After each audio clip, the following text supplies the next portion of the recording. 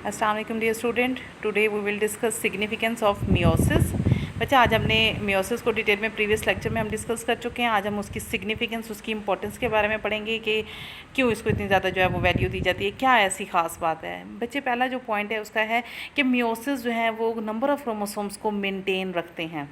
यानी अब कैसे मेनटेन रखते हैं ये हम आगे देखेंगे। अब पहले हम उस दिन भी पढ़ चुके हैं कि मियोसिस के रिजल्ट में पेरेंट सेल डिवाइड होता है तो वो 4 डॉटर सेल बना देता है, और हमने तो कहा था कि नंबर ऑफ क्रोमोसोम रिड्यूस होकर हाफ हो जाते हैं।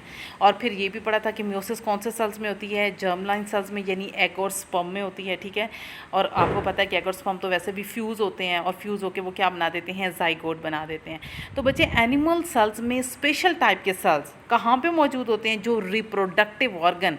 इसी वजह से तो कहा जाता है ना कि माइटोसिस जो होती है ना वो तो नॉर्मल बॉडी सेल्स में होती है, लेकिन जो रिप्रोडक्टिव ऑर्गन्स होते हैं लाइक फीमेल्स में जैसे ओवरीज हो गया, मेल्स में टेस्टिस हो गया, उनके अंदर जो सेल्स होते हैं जिनको हम कह सकते हैं गैमेट मदर सेल्स, तो उनमें मियोसिस होती है, और उसके रिजल्ट में 4 डॉटर सेल्स बनते हैं। उन 4 डॉटर सेल्स को हम एग स्पर्म कहते हैं। ठीक है, तो फीमेल के केस में हम एग कहेंगे, मेल के केस में हम स्पर्म कहेंगे।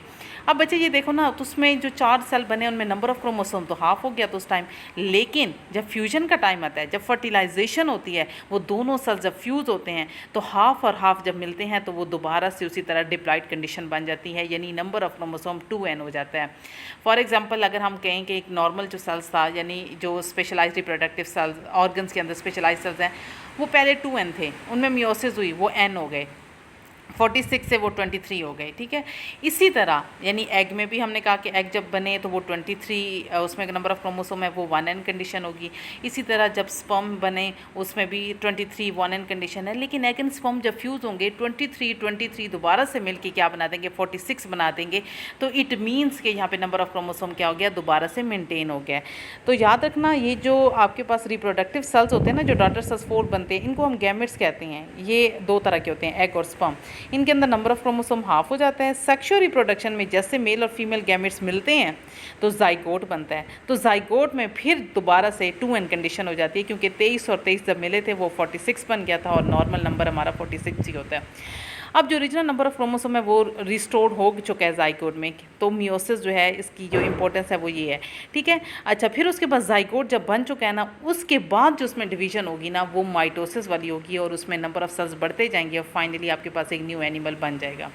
बच्चे, फ्लावर के केस में भी इसी तरह ही होता है, लेकिन फ्लावर्स में या एनिमल्स में हम गैमेट्स का वर्ड यूज़ करें तो वहाँ पर हम स्पोर्स का वर्ड यूज़ करेंगे।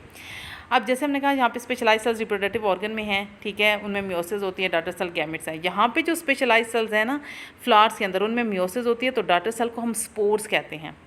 ठीक है, अब डॉटर सेल जो स्पोर्स बने हैं ना, तो स्पोर्स जब बनते हैं तो इनमें मियोसिस होती है, यानी स्पोर्स को जो बनाने वाले स्पेशलाइज सेल्स होते हैं, जिनको हम स्पोर मदर सेल्स भी कहते हैं, वो 2n थे, उनमें मियोसिस हुई। मियोसिस के रिजल्ट में स्पोर बने, वो थे क्या थे, हैप्लॉइड थे, यानी उनके अंदर हाफ नंबर ऑफ क्रोमोसोम्स था। अब बच्चे याद रखना, वो स्पोर्स जब ग्रो करते हैं, प्लांट के अंदर 2 तरह की जनरेशन होती है, spore producing sporophyte, gamete producing gametophyte. अब पहले जब आपके पास वो स्पोर्स बने फ्लावर्स के अंदर, उन्होंने जर्मिनेट किया, फ्लावर के अंदर ही जर्मिनेट किया। ठीक है, वो जब ग्रो कर रहे थे तो उन्होंने गैमीटोफाइट बनाया। ठीक है, वो गैमीटोफाइट मेल गैमीटोफाइट भी होता है, फीमेल भी होता है। ठीक है, तो वो एक नई जनरेशन थी।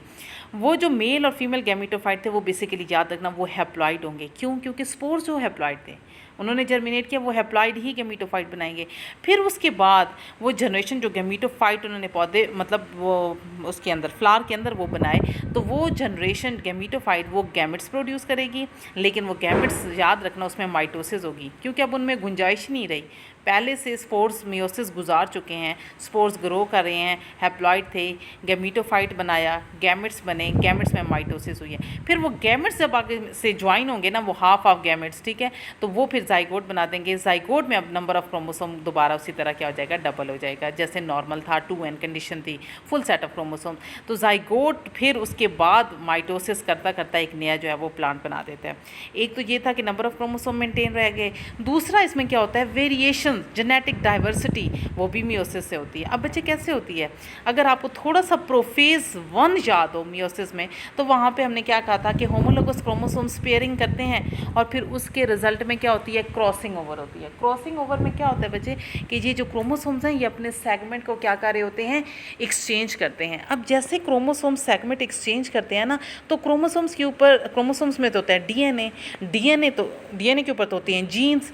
तो जाहिर है अब क्रोमोसोम जब एक दूसरे को अपना पार्ट दे देंगे तो एक के जो पार्ट दूसरे को दे रहा है उसके जीन्स उसके पास चले जाएंगे, दूसरे वाले के इसके पास आ जाएंगे, तो जीन्स का न्यू रिकम्बिनेशन बन जाएगा क्रोमोसोम पे, ठीक है।